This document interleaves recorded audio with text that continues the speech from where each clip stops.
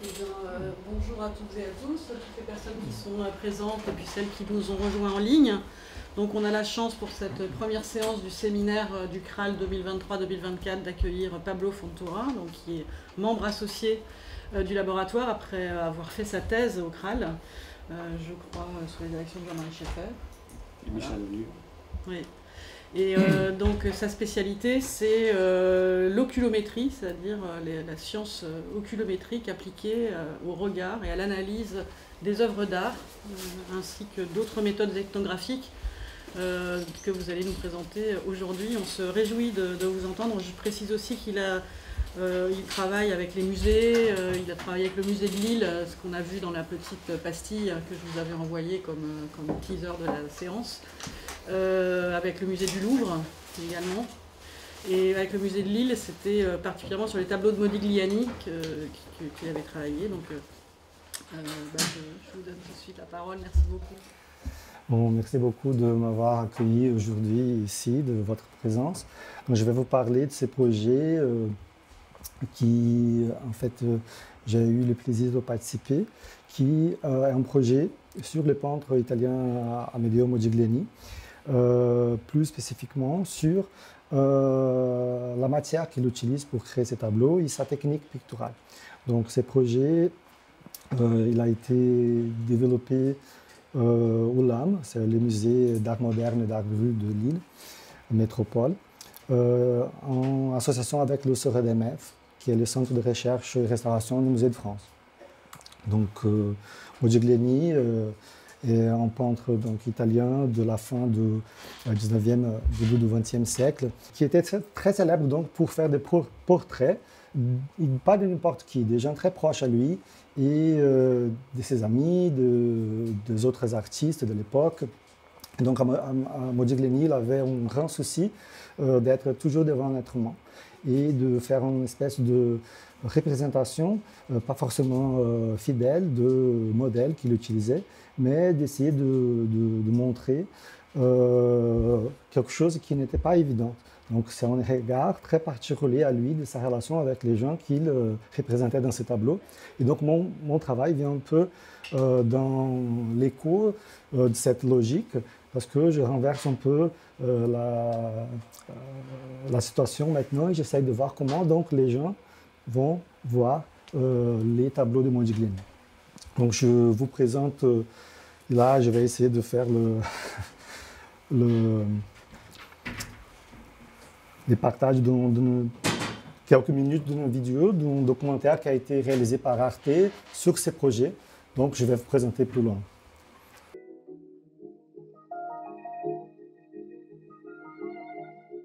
Dans les années qui précèdent la Première Guerre mondiale, Paris est le refuge des peintres et des poètes du monde. Parmi eux, un jeune Italien, Amedeo Modigliani, tisse des amitiés et peint ses contemporains. Dans l'un de ses rares autoportraits, il se peint sous les traits de Piero, le clown mélancolique de la Commedia dell'arte. Un costume, un œil sans pupille, un masque à l'expression restreinte. Ce tableau est à l'image de Modigliani. Il se fond dans l'imaginaire saltimbanque de l'artiste bohème. L'absence de documentation et la soif de romanesque ont alimenté la légende de Modigliani. Celle de l'artiste maudit, baignant dans des masures sous l'emprise de l'alcool et emporté trop jeune par la maladie des poètes, la tuberculose. Plus dramatique encore, il est suivi dans la mort par sa compagne, Jeanne Buterne, qui se suicide au lendemain de sa disparition. Elle a 21 ans et elle est sur le point de donner naissance à leur second enfant. Pourtant, il est possible aujourd'hui de dissiper cette légende. En s'approchant de sa peinture, en posant un nouveau regard sur la matière même dont les toiles sont faites, en s'appuyant sur les recherches menées par quelques historiens de l'art, aidés par les récentes techniques d'imagerie scientifique, un autre Modigliani apparaît. Voilà, donc ça c'était l'idée du projet, c'était de dévoiler donc des informations sur l'œuvre de Modigliani à partir des analyses scientifiques de son œuvre. Hop. Donc voilà, ici on peut de peinture de Modigliani. Il est très célèbre pour allonger donc, les figures humaines. Et ça, c'est en fonction aussi d'une inspiration et d'une influence qu'il a eue de l'art africain, notamment des masques, qui lui a amené aussi dans une période de sa carrière à créer des sculptures, qui a aussi beaucoup influencé la manière dont il peint. Parce que c'était déjà connu, mais les analyses scientifiques qu'on va voir tout de suite nous ont montré qu'il sculptait en fait la matière, les peintures, pour arriver à des reliefs, comme s'il travaillait sur une sculpture même. Donc il y a tout un travail d'influence de sa période comme sculpteur sur la façon dont il crée ses traits, etc., sur les images.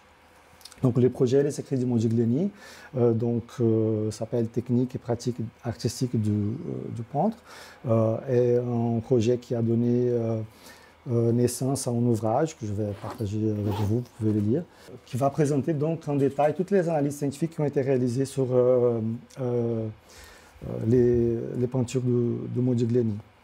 C'est un travail qui a été créé et dirigé par Marie-Amélie Senot de l'AM, Michel Menou du CERMF et par Anaïs Gentil-Vincent aussi, chercheuse en chimie du CERMF. Donc, outre l'ouvrage que vous allez voir, ce travail a donné naissance à une exposition au LAM aussi en 2021, en pleine fin de pandémie, qui donc présentait les images d'imagerie scientifique dans les musées. Donc c'est aussi une espèce de renversement de ce qu'on peut présenter dans un musée. Donc le travail d'un chercheur peut être affiché à côté des œuvres d'art. Donc vous allez voir que d'un côté, on a essayé d'afficher les reproductions de peintures avec les images de l'arrière, des images qui sont rarement accessibles au public, mais aussi de présenter les images, non seulement de ce que je fais, mais surtout des imageries scientifiques comme les rayons X, les caméras spectrales qui vont aussi montrer plusieurs couches de l'œuvre qui, sans les analyses scientifiques, ne serait jamais possible de se faire identifier. Donc c'est très intéressant aussi de montrer à quel point les travaux scientifiques commencent à entrer aussi comme objet d'exposition dans le musée. Donc ça, c'est un grand atout de ces projets, grâce aussi à la vision de ses collègues que je vous ai présentés. Donc tout ce travail scientifique a été réalisé au Centre de recherche et de restauration du Musée de France, qui est un laboratoire de physique, de chimie qui se retrouve au Louvre, et qui est responsable pour tous les travaux de recherche sur les patrimoines qui sont dans les musées français, de les collections françaises. Donc, les CEDERMF travaillent avec beaucoup de techniques et moi, j'étais là-bas comme chercheur en sciences sociales, mais dans une approche très spécifique qui est celle de l'oculomotricité, ou eye tracking en anglais, qui consiste à justement enregistrer la vision de personnes en relation avec le travail qu'ils font. Donc les objectifs ici aujourd'hui, c'est de comprendre comment la matière va affecter la manière dont les gens s'engagent visuellement avec les peintures du Modigliani. Aussi de révéler quelques aspects qui attirent l'attention sur l'œuvre du peintre et qui peuvent contribuer aussi à la compréhension de l'impact de toute cette matière sur la façon de regarder.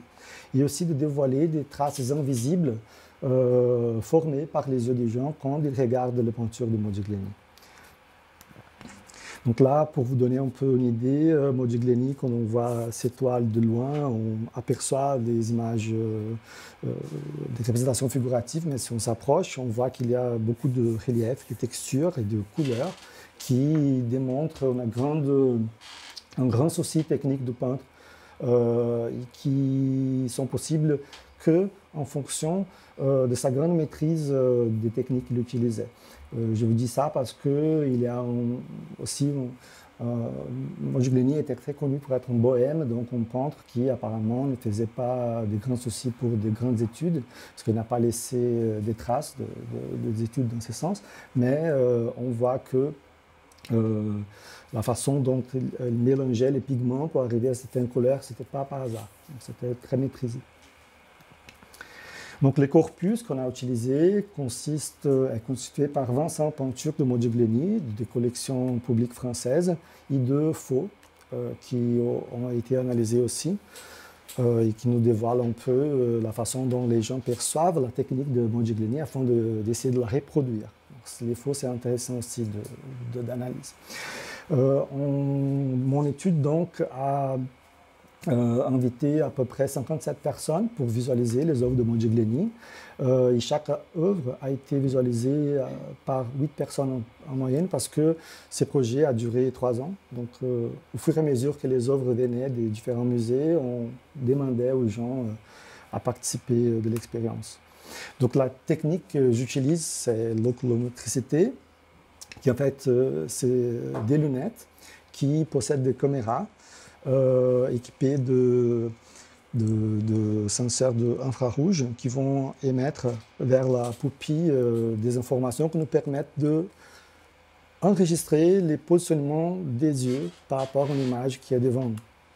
Donc, comment ça fonctionne? Donc, il y a plusieurs caméras, donc, je vous ai dit. Il y a une caméra aussi qui filme une scène.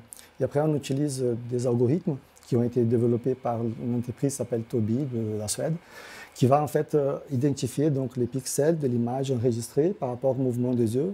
Et à partir de ça, on est capable d'identifier où exactement les gens ont fixé leur regard sur une image. Combien de fois, pour combien de temps.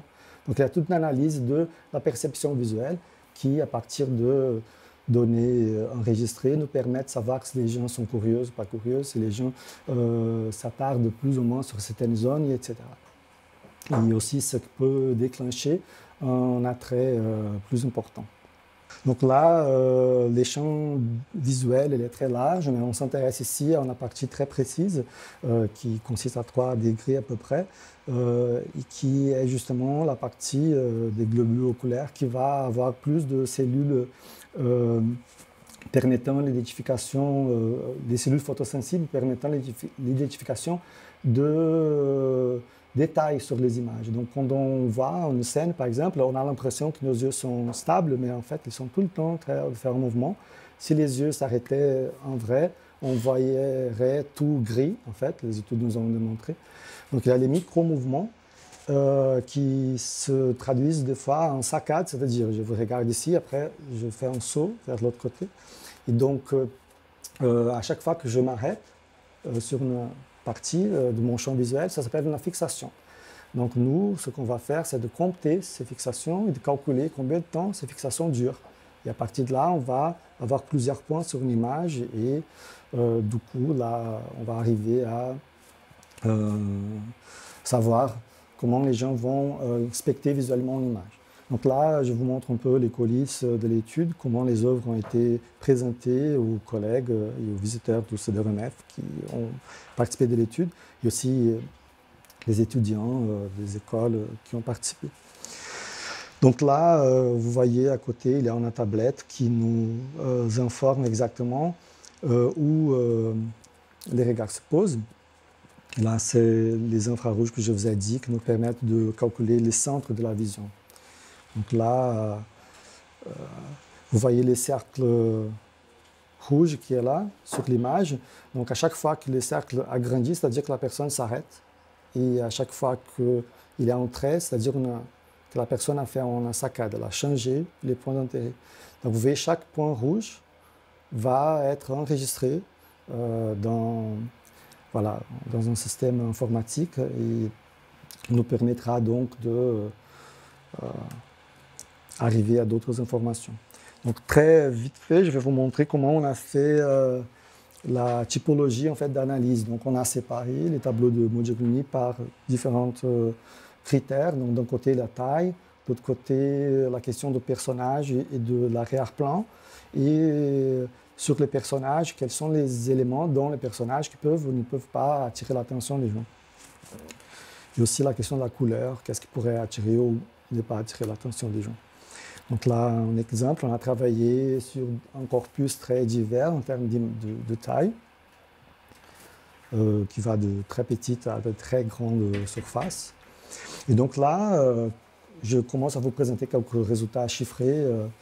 Donc là, on voit que en effet, on a une différence qui va être plus accentuée entre les formats moyens et les formats larges.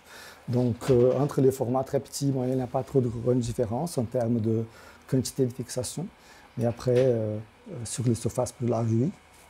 Et quand on fait la comparaison entre ce qui est sur l'arrière-plan et ce qui est devant, notamment les personnages, on ne voit pas trop de différence non plus par rapport à la taille, même si quand on s'approche de taille moyenne, on a un équilibre plus accentué entre ce qui est derrière et ce qui est devant.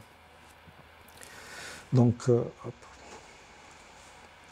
Donc là, par personnage arrière-plan, vous voyez que les gens s'attardent beaucoup plus sur les personnages que sur l'arrière-plan. Et quand on parle de personnages, qu'est-ce que les gens voient? Donc il y a un attrait très important pour la tête du personnage. Donc ça, c'est un peu naturel parce que notre système cognitif, il a évolué de sorte que on apprend à faire attention aux yeux, notamment des jeux qui sont devant nous. Et donc là, comme deuxième objet d'intérêt, on voit qu'il y a aussi une importance du corps des personnages et contrairement à l'importance que les coups oui, les coups portent dans la différenciation de Modigliani, dans la caractérisation de ces personnages. Donc on voit que c'est une des parties les moins visualisées aussi. Donc, ça nous permet aussi de voir à quel point quelque chose qui paraît important, qui est en effet important d'un point de vue d'un côté des sciences sociales, comme l'histoire de l'art, n'est pas forcément celui que les gens s'attardent le plus dans la musique. Donc là, comme je vous disais, il a un attrait énorme pour les cheveux, c'est des personnages, parce qu'il a l'habitude d'utiliser la partie opposée de son pinceau pour creuser l'image et créer des reliefs, comme s'il coupait vraiment la peinture. Donc ici, on voit un détail très important qui aussi font l'objet de beaucoup d'intérêt. Et ça nous montre aussi que s'il avait représenté ça d'une manière plate, on se doute si les gens auraient fait autant d'attention. Donc l'importance aussi du relief et de la composition de la matière. Donc là, si on s'attarde au visage de personnages, on a un intérêt très accentué vers les yeux des gens. Suivi par les nez et après par la bouche. Donc ça c'est intéressant parce que Modigliani est très connu voilà, pour créer les yeux. Là je vous montre la bouche d'abord. Mais il y a une façon très complexe et diversifiée de représenter les bouches. Donc, on voit que cet élément est très important aussi dans la visualisation des images. Mais les yeux de Modigliani, j'avance, sont très réputés aussi parce que Modigliani, il essaye de représenter une espèce d'œil intérieur de personnage. Donc, normalement, il représente un œil comme il faut, entre guillemets, vraisemblable à la réalité, et un autre vide. Et donc, quand il dit qu'il prend un œil, entre guillemets, normal et un autre vide, c'est-à-dire qu'un œil, c'est celui qui regarde l'extérieur et l'autre est l'œil intérieur, qui va regarder donc les choses qu'on ne peut pas voir facilement. Et donc, on s'interroge sur quelle est la part d'intérêt aussi sur les observateurs de ces différents types de représentations de l'œil de Modigliani.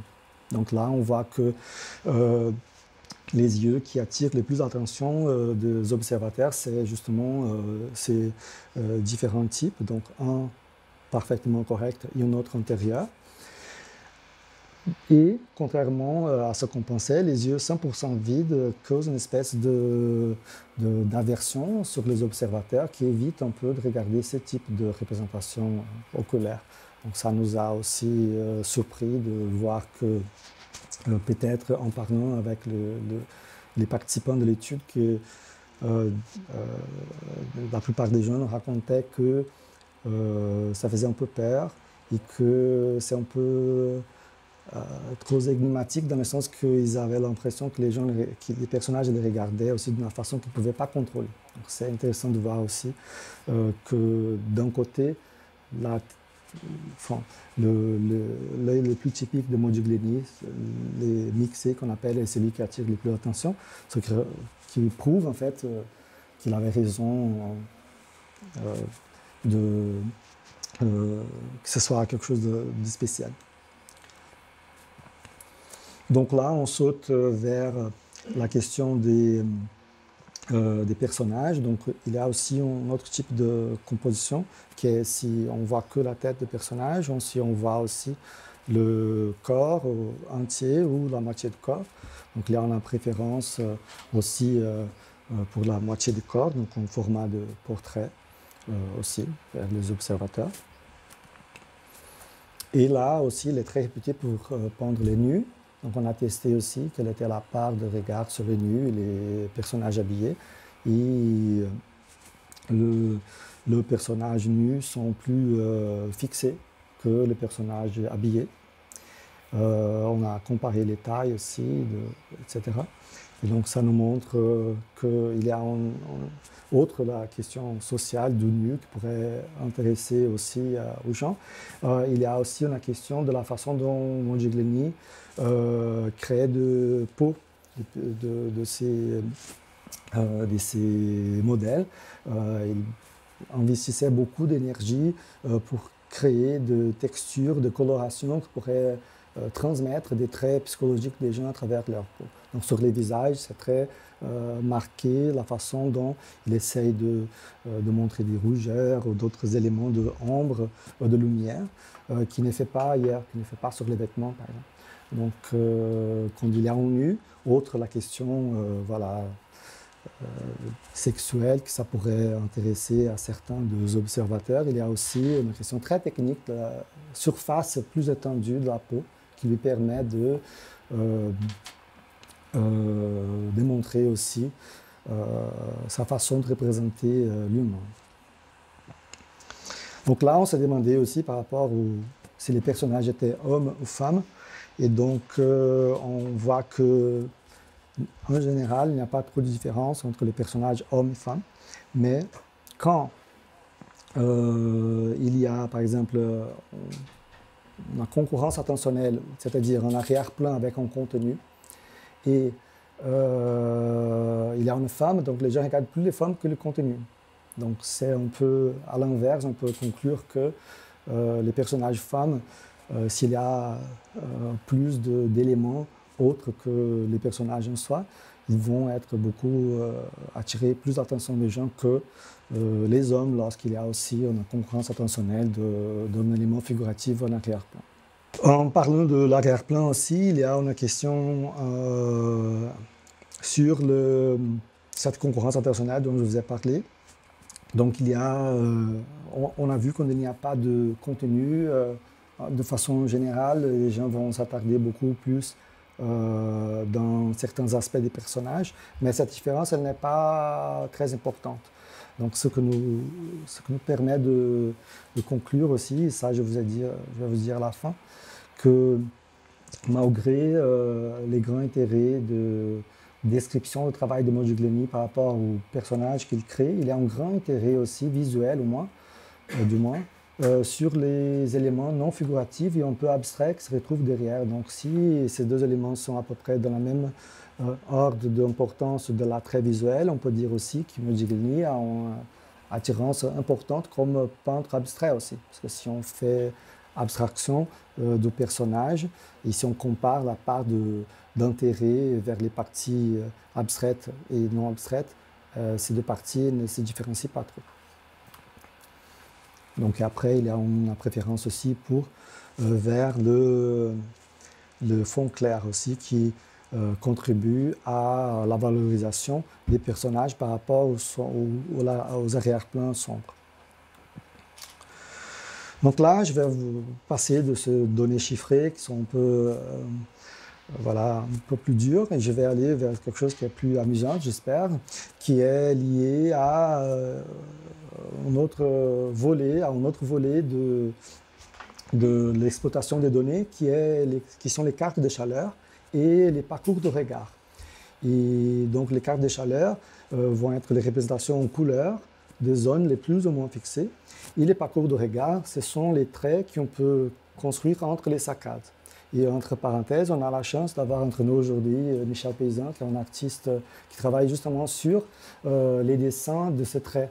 Donc là, je m'excuse en avance parce que les dessins que j'ai faits ici, parce que les gens ici ne sont pas si beaux comme ceux de Paysan, mais le travail de Paysan m'a beaucoup inspiré pour sortir en fait les dessins spontanés qui sont faits par les gens dans les musées.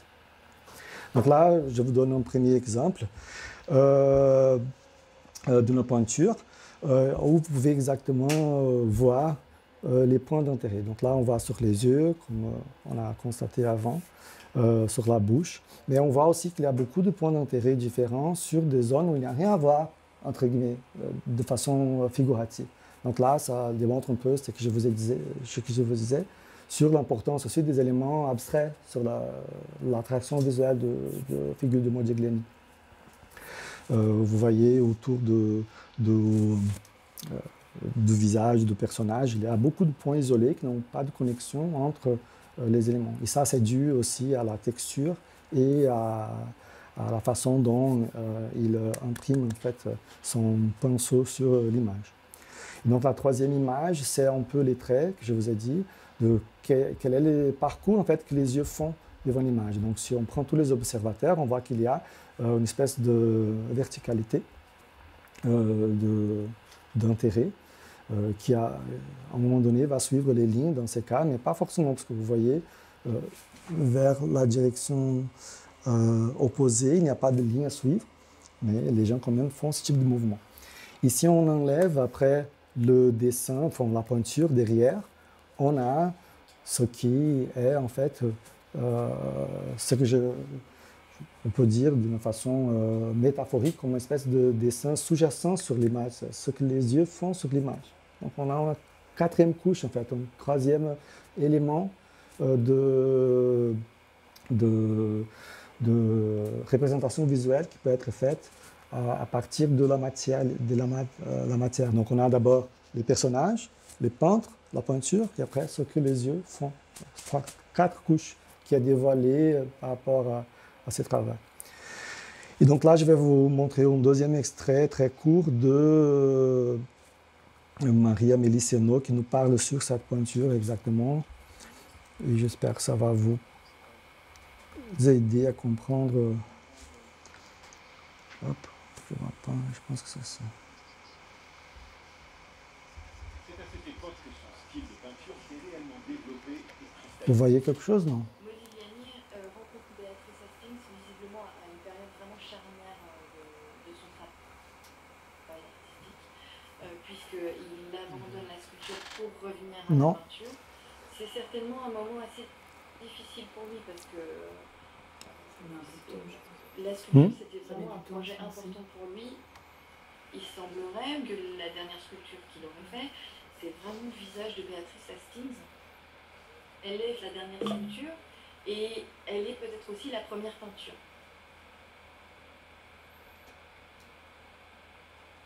Il revient à la peinture et là on a ce visage qui est projeté en avant. Et là il récupère d'une certaine façon la troisième dimension de la sculpture. Et il est toujours en plan très rapproché puisqu'on a juste le visage et une partie du cou, le cou qui est souvent une forme de socle dans les sculptures. Et on a des petites lignes au-dessus de la tête, sur les côtés, comme si la toile était un bloc de sculpture et qu'il avait noté les endroits où il allait commencer à tailler en fait. Cette œuvre, elle me semble assez proche d'un talisman pour lui.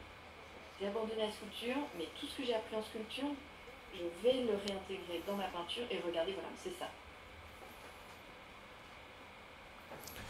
Voilà, donc cet extrait nous montre exactement cette question que je vous parlais de plusieurs dimensions aussi qu'on peut avoir de la peinture. et que le travail qu'on a fait permet de dévoiler à partir de la vision des gens. Donc là, il faut que je revienne sur le PowerPoint. OK.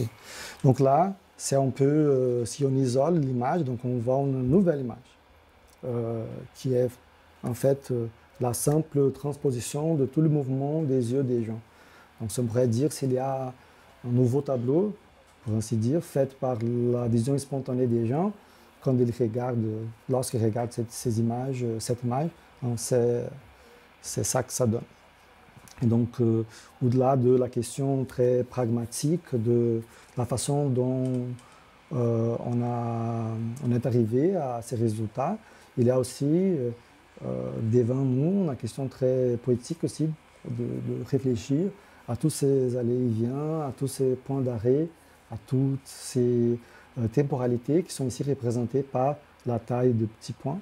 Donc les plus grands les points, les plus grands la temporalité restée sur l'endroit, etc. Et aussi, comme l'expérience visuelle elle est très individuelle d'une façon ou de l'autre, j'ai essayé aussi de superposer plusieurs visualisations pour savoir qu'est-ce qu'on a comme tendance, pour ainsi dire, de visualisation. Donc, l'image que vous voyez, c'est donc la superposition de plusieurs regards. Ce qui nous donne en fait ce qu'en général les gens font sur l'image. Voilà. Donc ici, on a un autre exemple de Moïse Kisling, par exemple, qui, vous voyez qu'il a un intérêt très important pour les visages, mais aussi pour les zones où de temps en temps il y a la signature de peintre, où il y a aussi les éléments de son corps, comme dans le cas de ses mains, mais aussi au centre, vous voyez que sur la partie du vêtement du personnage, donc c'est la partie plate, donc les gens s'intéressent dans ces cas au côté abstrait de cette image, parce qu'il n'y a pas un élément concret à voir. Donc c'est un voyage dans justement la technique du peintre, la façon de sculpter et la façon de représenter les surfaces où rien de précis est à voir. Donc à côté les deux autres images de traits de parcours de regard, on voit sur la fenêtre derrière aussi qu'il y a un intérêt haut en bas. Aussi, vous voyez, il n'y a rien concret d'identifiable. Donc là aussi, la nouvelle image que je propose, la couche de regard successive des gens, ce qui donne la quatrième dimension de cette peinture spécifique. Donc chaque peinture va avoir sa propre spécificité. Là, c'est une toile qui s'appelle Maternité, qui est au Lhomme, aussi d'une grande surface. Et on a deux personnages. Normalement, il n'y a qu'un seul personnage sur le tableau de Modigliani. Donc là, on a un bébé. Et on a même un troisième qui est dans le ventre, mais on ne peut pas le voir parce que la femme, elle est enceinte. Donc, on voit aussi cette relation qui est très claire entre les regards de la mère du bébé.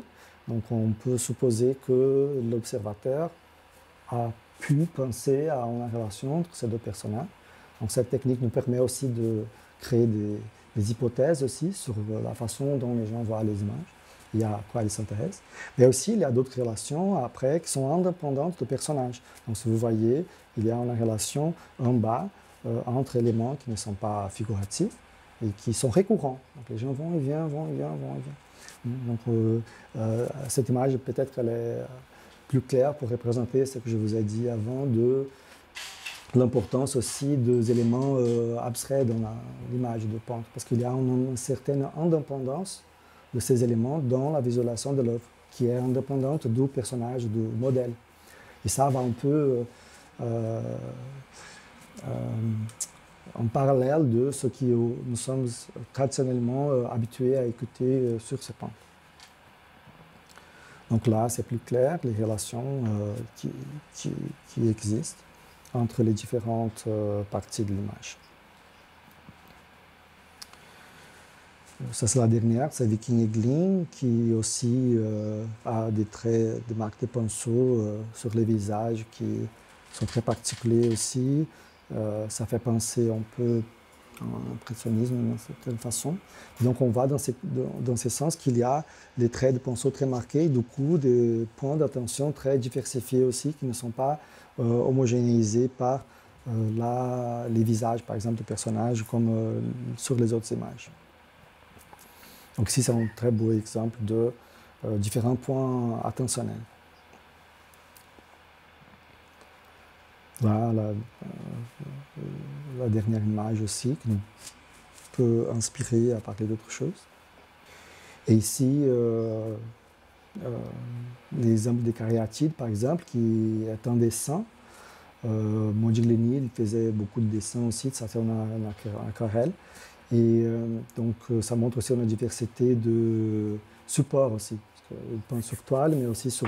ça c'est en carton, je pense, si je me souviens bien. Donc aussi la diversité. Et vous voyez sur les cariatides qui sont là, celles-là, on voit qu'il y a une zone noire beaucoup plus nuancée, donc c'est-à-dire que l'attention elle se disperse un peu à l'horizontale, mais elle monte très souvent vers les visages.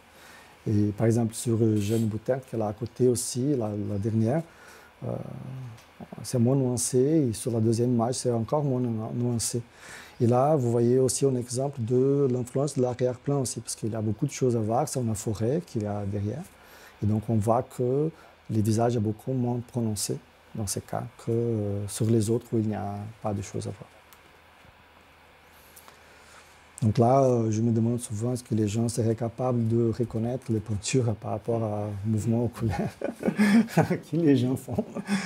C'est peut-être un exercice aussi d'imagination et de conscientisation aussi sur l'intérêt visuel qu'on peut porter sur différents univers. Et donc là, je vous montre un peu l'ensemble des 25 peintures sur lesquelles j'ai travaillé, on a travaillé. Voilà, donc ça montre une idée de l'ensemble.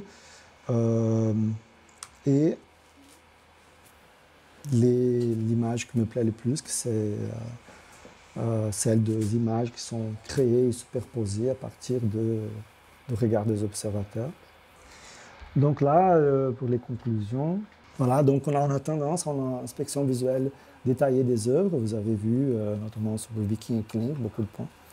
Une attention concentrée sur les tâches, sur les textures réparties sur toutes les peintures. Une préférence aussi pour les personnages représentés, même si je vais défendre aussi la thèse que les parties non figuratives sont importantes. Donc l'intérêt vers la tête, sur les yeux du personnage, en particulier les peintes à la manière typique de Modigliani. Donc cette étude d'une certaine façon confirme l'importance de l'attrait visuel de cette marque à lui.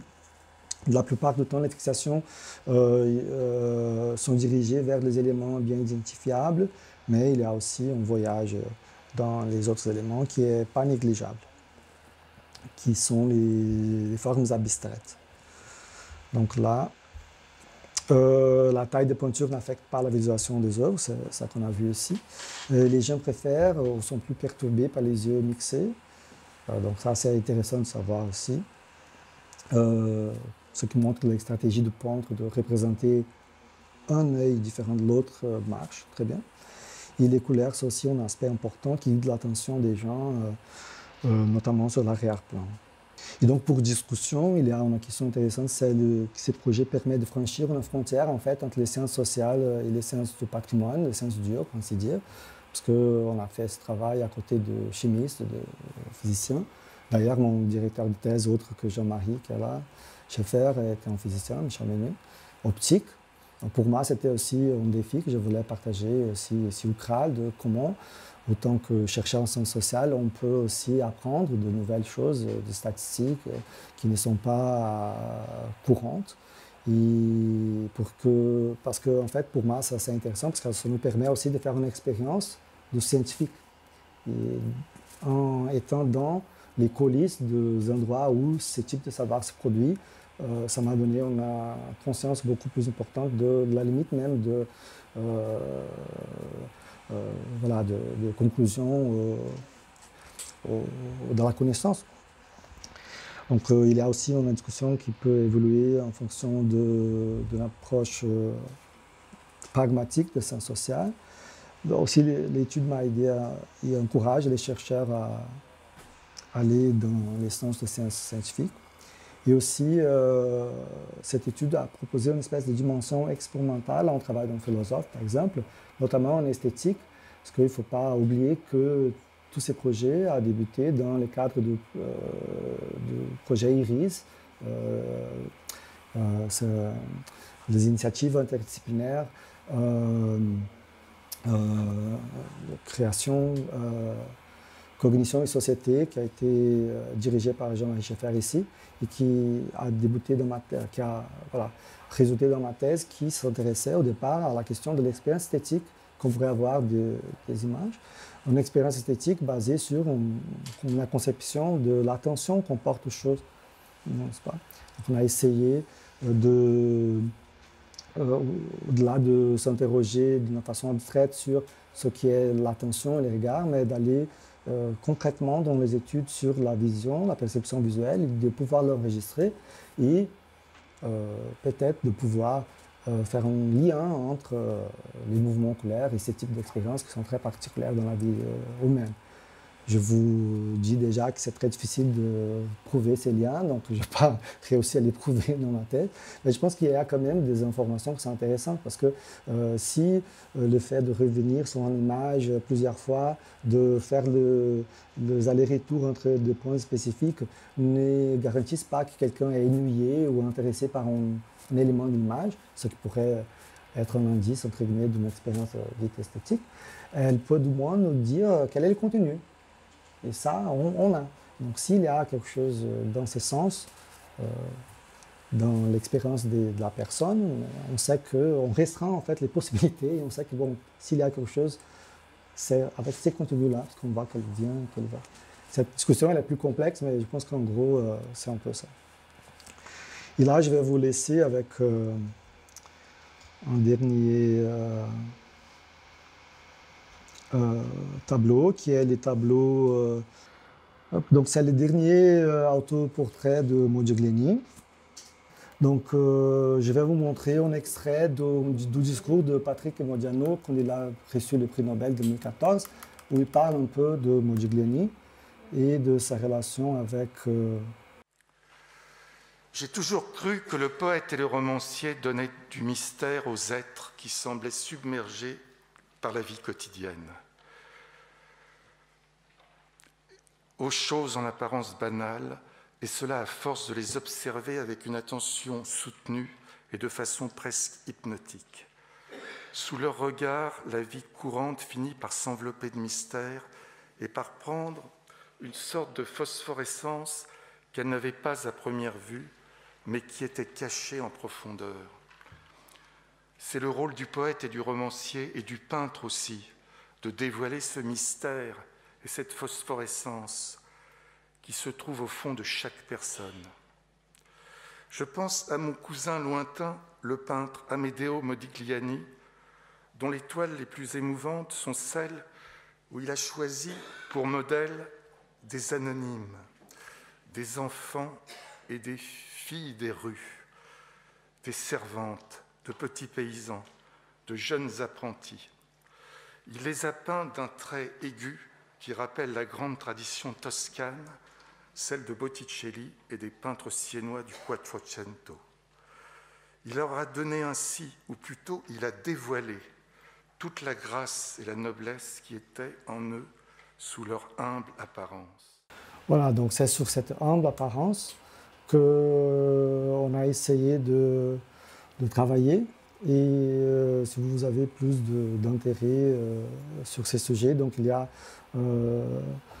d'un côté les documentaires qui est sur Arte, Modigliani c'est Secret, réalisé par Jacques Lely, 2019. c'est-à-dire avant la clôture du projet, mais avec beaucoup d'informations déjà, des résultats qui étaient disponibles à l'époque. Il y a aussi en ligne sur YouTube une journée d'études qui s'appelle Modigliani, technique et pratique artistique, où chaque scientifique qui a travaillé sur les projets présente en détail ses analyses. Donc ça dure une journée. Si vous avez du temps, vous pouvez sélectionner les sujets qui vous intéressent, dont ma présentation aussi. Et l'ouvrage que vous avez qui circule. Donc merci beaucoup, j'espère que ça pourra vous intéresser. Merci.